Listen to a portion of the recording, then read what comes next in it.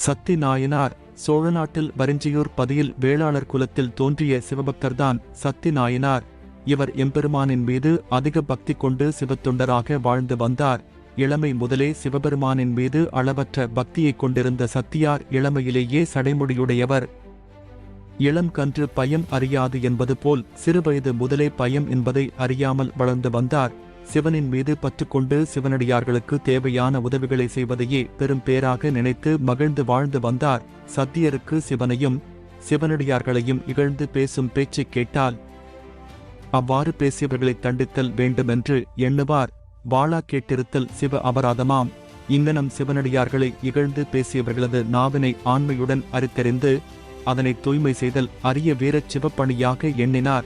தீங்கு சொற்ற திருவிலர் நாவினை வாங்கும் தண்டாயத்தினால் வலித்து ஆங்கு அயல் கத்தியால் அறிந்து அன்புடன் ஓங்கு சீர்திருத்தொண்டின் உயர்ந்தனர். பாடல் விளக்கம்.